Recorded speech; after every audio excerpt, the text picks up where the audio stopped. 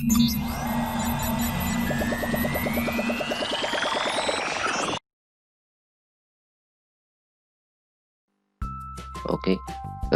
selamat pagi semuanya. Sehat selalu untuk kalian semua. Pada kesempatan ini kita akan bersama-sama belajar tentang bakteri ya, salah satu kingdom yang paling tua. Jadi pada makhluk hidup ada beberapa kingdom, ada protista, animalia, dan lain sebagainya ya, yang juga akan kita pelajari ke depan. Juga ada kingdom tumbuhan juga ya, di situ. Nah, yang pertama kita akan bahas satu makhluk yang sudah ada sejak zaman kuno ya, yaitu bakteri. Pada bakteria itu ada dua kingdom, yang satu Archaebacteria dan Eubacteria. Secara umum Archaebacteria itu adalah bakteri purba yang strukturnya lebih sederhana tetapi mampu hidup di lingkungan yang lebih ekstrim dibandingkan dengan Eubacteria. Eubacteria sendiri itu adalah bakteri yang kita kenal saat ini ya. Yang selama ini kita kenal itu adalah golongan Eubacteria. Di dalam bahasan ini tujuannya akan kita harapkan bersama kalian nanti bisa menunjukkan ciri-ciri, struktur dan replikasi dari Archaebacteria dan Eubacteria, lalu membedakan Archaebacteria dan Eubacteria atau bakteri yang kita kenal prokariota. Jadi ada prokariota dan eukariota.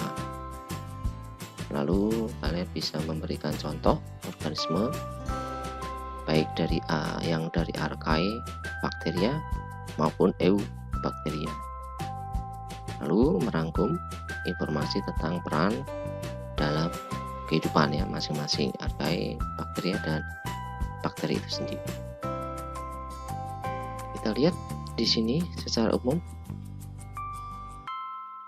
Archaebacteria dan Eubacteria seperti apa perbedaannya. Kita lihat dari karakteristik ya masing-masing, dimana kita pahami bahwa baik Archaebacteria dan Eubacteria merupakan organisme mikroorganisme ya, organisme yang berukuran sangat kecil. Secara ukuran lebih kecil ya, yang sangat yang memiliki ukuran lebih kecil dari bakteri itu adalah virus ya. Meskipun begitu, Eubacteria atau bakteri ini masih bisa kita amati dengan mikroskop cahaya ya. Kalau virus itu harus menggunakan mikroskop elektron. Seperti apa perbedaan keduanya? Yang pertama kita lihat dari nukleus. Kita lihat dari karakteristik dari nukleus.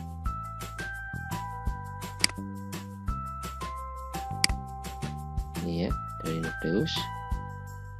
Archaebacteria nukleus atau inti selnya itu sifatnya prokariota.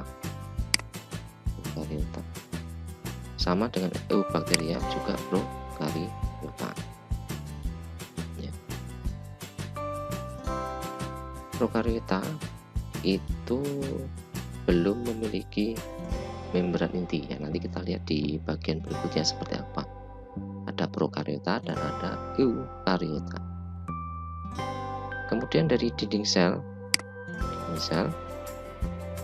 ya, jadi kita pahami bersama di bagian sel yang paling luar itu adalah membran sel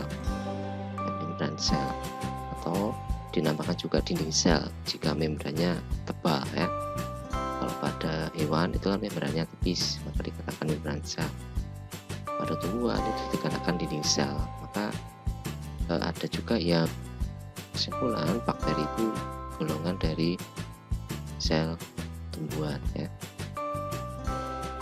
Pada Archaebacteria tidak mengandung peptidoglikan, sedangkan Eubacteria mengandung peptidoglikan. Ini adalah golongan dari protein ya. Nah, nanti lihat juga di penjelasan di setelah ini. Lalu lipid membran ya, dari membran itu kulit luar ya, berarti lipid lemak, lapisan membran yang berlemak. Pada Archaebacteria itu ada percabangan, pada EU tidak ada ya, tidak bercabang. Kemudian RNA polimerase ya, ada Archaebacteria itu ada beberapa jenis, pada Eubacteria ini saja. Kemudian karakteristik yang berikutnya intron ya.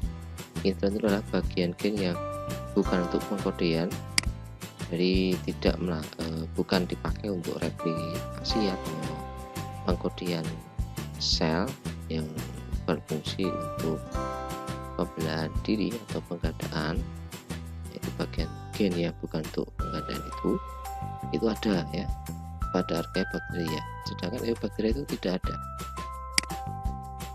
Oke. Kemudian respon terhadap antibiotik streptomycin ya. Jadi kalau kita menderita satu penyakit diakibatkan oleh bakteri, dokter pasti akan memberikan satu antibiotik ya, karena memang obat penghambat bakteri itu adalah antibiotik. Pada Archaebacteria itu pertumbuhannya, sedangkan pada Eubacteria itu pertumbuhannya terhambat ya. Itu beberapa perbedaan terkait dan Eubacteria. Sekarang kita lihat contoh dari Archaebacteria. Ini ada beberapa contoh. Yang sebelah kiri itu adalah Archaebacteria, yang sebelah kanan Eubacteria. Ya, ada Methanospirillum bungele, ada Methanobacterium thermoautotropicum. Nah, kalian bisa browsing sendiri ya, mencari sumber informasi yang lebih lengkap sendiri. Silakan, bisa untuk melengkapi informasi apa yang kalian dapat ya, pada hari ini. Oke, itu beberapa contoh Archaea dan Eubacteria. Kita masuk ke bahasan yang pertama tentang Archaebacteria ya, tadi katakan Archaea saja. Archaebacteria ini hidup pada habitat yang sangat ekstrim ya, seperti sumber air panas dan telaga garam. Jadi dia hidup di daerah-daerah yang ekstrim ya, secara suhu dan secara lingkungan. Kemudian reproduksi Archaebacteria itu ada 4 cara. Yang pertama adalah pembelahan biner, ini seperti pada pembelahan ganda pada umumnya ya, secara seksual, tidak dengan persatuan spermatozoa dan ovum ya, seksual. Kemudian juga menggunakan tunas, jadi penggunaan tunas, muncul batang tunas, lalu itu akan menjadi individu baru. Dan yang keempat adalah dengan fragmentasi. Oke, yang pertama bagian dari Archaebacteria itu adalah metanogen. Ya, apa itu metanogen? Semua metanogen. Ciri-cirinya adalah yang pertama, metabolisme energi gasnya itu adalah membentuk gas metana ya. Jadi metanogen itu berasal dari kata metana atau CH4. Pembentukan gas metana oleh metanogen itu dengan cara mereduksi CO2. Jadi CO2 ini direduksi. Nah, kemudian metanogen ini bersifat anaerobik. Jadi dia bisa hidup di lingkungan yang tidak atau sedikit kadar oksigennya ya, anaerobik, dan kemosintetik ya. Jadi bisa hidup di kemo itu kimia ya, senyawa kimia tertentu. Metanogen memperoleh makanan dengan membusukkan sisa tumbuhan yang mati, jadi sebagai dekomposer ya, membusukkan sisa tumbuhan yang mati, makhluk hidup yang mati. Nah, ini pada khususnya adalah tumbuhan. Lalu dia tumbuh baik pada suhu 90 derajat Celcius dan mati pada suhu 84 derajat Celcius. Contoh dari metanogen itu adalah ini ya, Lactospira multifara, Ruminococcus albus, dan Pseudomonas amylolytic. Kemudian metanogen ini banyak hidup di lumpur atau rawa-rawa ya, rawa-rawa yang di situ memang sifatnya lebih ke aerobik. Yang organisme Archaebacteria selain metanogen adalah halofil. Halofil ekstrim itu halofilik ya. Contohnya adalah Halobacterium. Halofil ini dari kata halo ya, halo ini artinya garam. Maka dia hidup di lingkungan yang berkadar garam tinggi, misalnya di laut mati ya, di laut mati. Oke, ciri-ciri halofil yang ekstrim, dia sifatnya heterotrof, lawannya dari autotrof. Heterotrof ini dia tidak mampu membuat makanan sendiri, maka energi yang didapat itu dengan melakukan respirasi aerob. Jadi dia membutuhkan oksigen ya, aerobik, dan fotosintesis. Ya, fotosintesisnya tadi fotosintesis juga ya. Koloni halofil ekstrim terlihat seperti buih berwarna merah ungu ya, seperti pada gambar ini ya. Oke, lalu yang ketiga adalah termofil ekstrim atau termoasidofilik.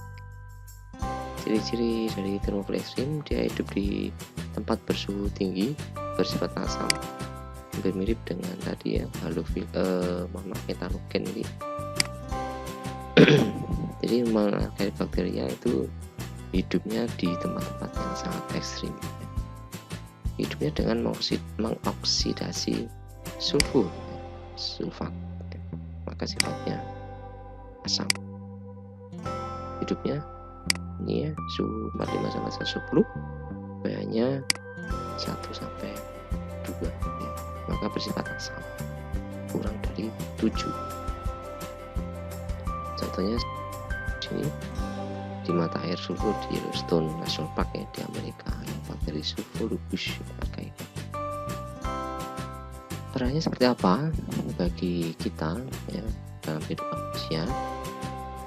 Ternyata Archaebacteria ini mampu meningkatkan kemampuan deterjen dan sabun cuci pada suhu dan pH tinggi ya, karena tadi kita lihat pH-nya cukup tinggi ya, 1 sampai 2.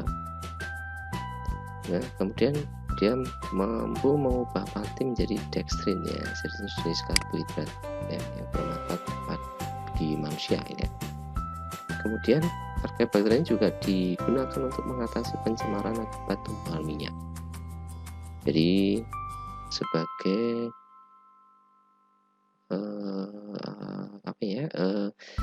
secara alami mampu mengatasi tumpahan minyak yang ada di lingkungan ya. Karena dia mampu untuk tadi ya mereduksi karbon, dan juga dia mampu hidup di daerah yang ekstrim tadi ya. Oke, nah nanti kalian bisa mencari tahu alasannya kenapa kok Archaebacteria mampu dengan 3 peran ini ya, mampu mengubah pati menjadi dextrin, mengatasi pencemaran akibat tumpahan minyak ya.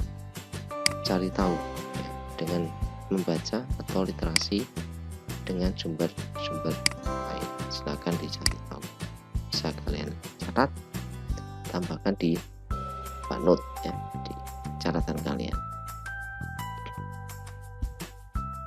Nah, sekarang kita masuk ke bahasan Eubacteria atau bakteri yang secara umum kita pahami. Seperti apa ciri-cirinya?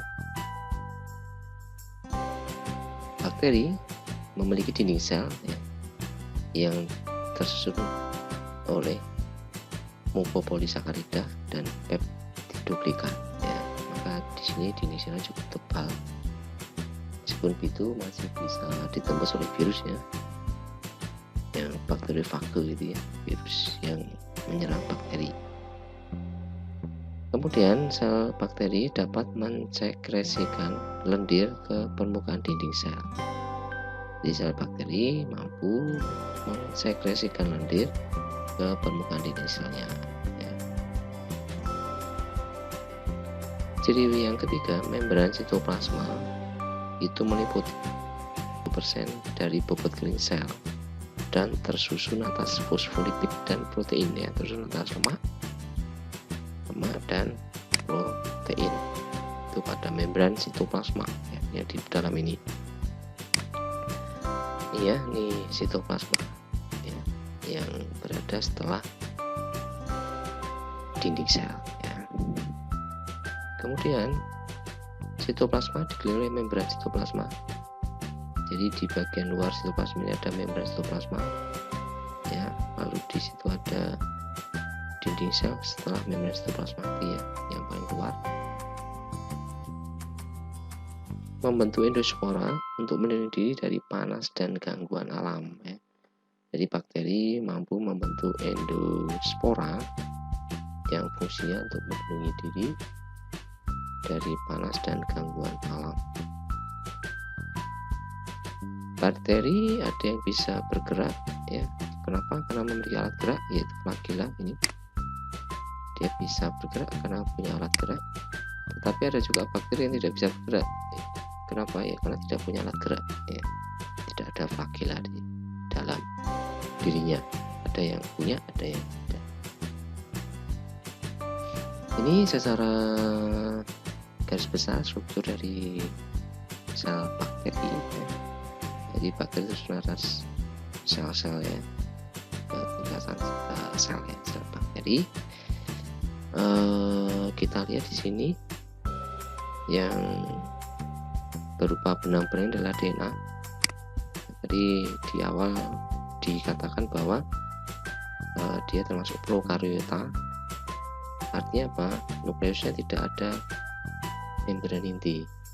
Karena di nukleus itu tidak ada membran inti, DNA-nya tersebar. DNA-nya kan tersebar. Beda dengan organisme yang eukariotik ya, yang ada membran. Jadi nukleusnya ada membrannya. Nah, DNA itu ada di dalam nukleus. Maka dia tidak tersebar, ya, tidak menyebar. Tapi kalau pada bakteri ini DNA-nya dia tersebar karena tidak memiliki membran prokariota.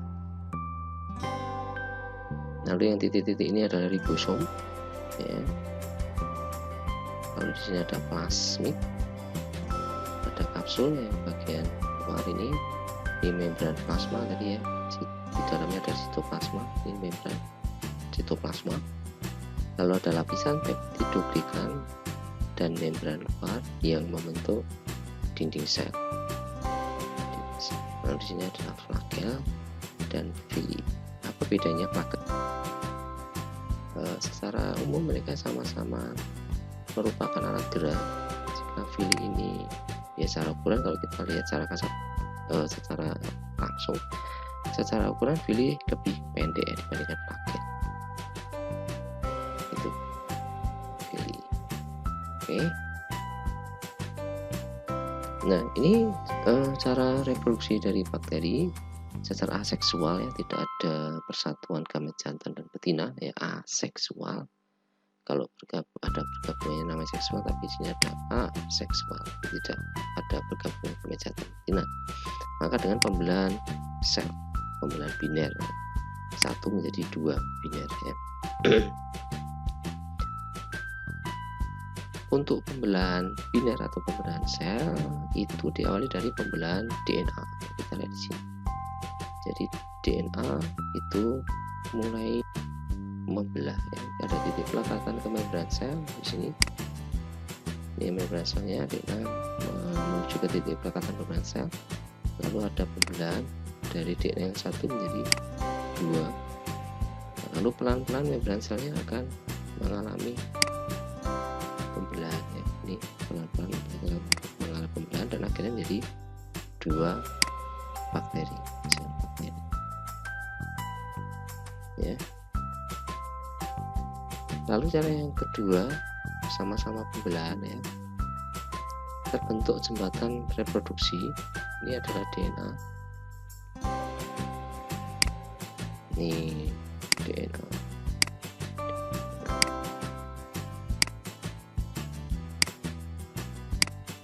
Oke. Ada jembatan reproduksi, muncul jembatan, lalu DNA COP ditransfer.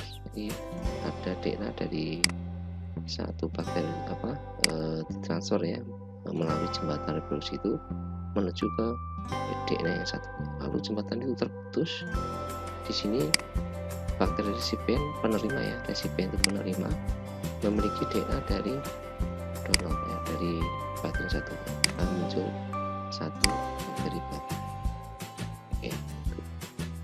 Tanpa terjadi persatuan gamet ya, aseksual. Ini ukuran dan bentuk bakteri. Ada yang berbentuk pasang ya, basil, batang ya. Mono itu artinya satu, batangnya hanya satu, dipo itu 2, batangnya ada 2, strepto itu 4 ya, lebih dari 2. Contoh yang bentuk batang ya, Escherichia coli, Acetobacter ya, batang. Lalu yang kedua, bakteri juga bisa berbentuk bulat atau fokus ya. Fokus itu artinya bulat. Mono ya 1, diplo 2, stabilo ini berbentuk seperti anggur ya. Sargina ini berbentuk seperti kubus 3 dimensi. Tetra ini bentuknya seperti persegi ya. Streptococcus bentuknya seperti rantai ya. Contohnya ini Streptococcus pneumonia, Streptococcus. Karena Streptococcus maka dia bentuknya seperti ini ya, rantai. Ya, oke. Kemudian bentuk yang ketiga adalah spiral ya, ini spiral. Jadi berkelok-kelok spiral. Spirilium ya. Contohnya ini ya, spiral, vibrio, dan spiroseta. Ini spiral yang memanjang, vibrio itu yang tebal ya. Contoh organismenya ini spesiesnya Treponema pallidum dan Vibrio cholerae ya, yang menyebabkan penyakit kolera. Lalu jenis-jenis bakteri tadi bentuknya berdasarkan bentuknya. Lalu yang jenis yang bakteri berdasarkan gram ya, itu ada bakteri gram negatif, lalu bakteri gram positif ya. Oke.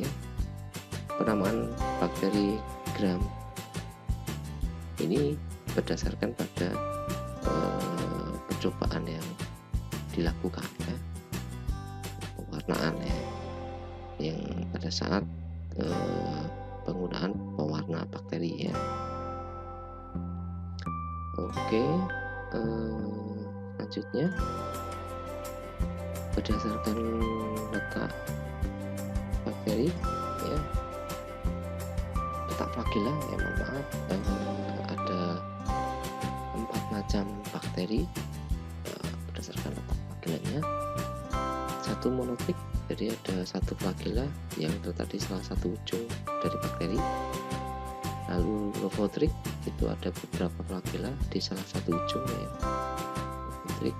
Amfitrik itu ada 2 flagella di kedua ujung ya, di kedua ujung. Kemudian peritrik, jadi pada seluruh permukaan tubuh terdapat flagella ya. Berdasarkan cara hidupnya ada 2 ya, bakteri heterotrof, jadi tidak memiliki klorofil, maka dia tidak bisa menghasilkan makanan sendiri, sehingga sangat tergantung dengan bahan organik di sekitarnya ya. Maka dia sifatnya parasit, patogen, dan saprofit. mirip kayak lumut ya. Tuh. Oke, seperti apa dan bagaimana bakteri parasit, patogen, saprofit? Ya, teman-teman bisa membuka sumber informasi yang lain ya untuk menambah sumber literasi. Lalu yang kedua adalah bakteri autotrof. Ya, ini mampu membuat makanan sendiri dengan cara mengubah bahan anorganik jadi bahan anorganik menjadi organik. Bahan yang tidak bisa digunakan bahan yang bisa digunakan. Untuk pembuatan makanan ada yang menggunakan cahaya fotoautotrof maupun senyawa kimia ya, kemoautotrof. Ini bakteri-bakteri yang bermanfaat ya, Acetobacter pembuatan cuka ini, Clostridium acetobutylicum okay, pembuatan aseton, Bacillus brevis ya, obat-obatan,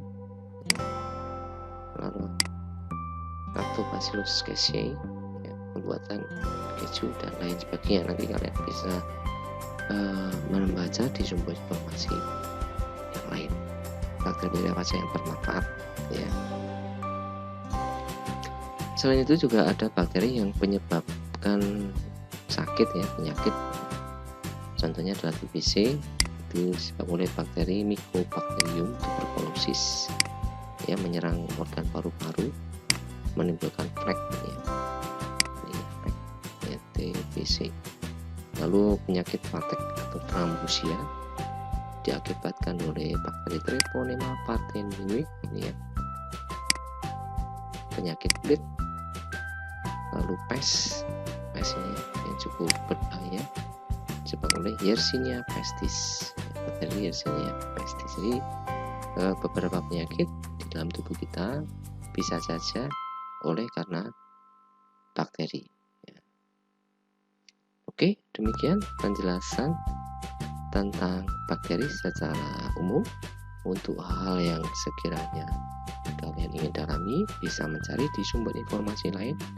Silakan berproses pada dalam literasi, tambahkan informasi-informasi dengan lebih lengkap ya. Dan selamat berproses, tetap semangat, tetap sehat. Tuhan memberkati kalian semua. Sampai jumpa, see you.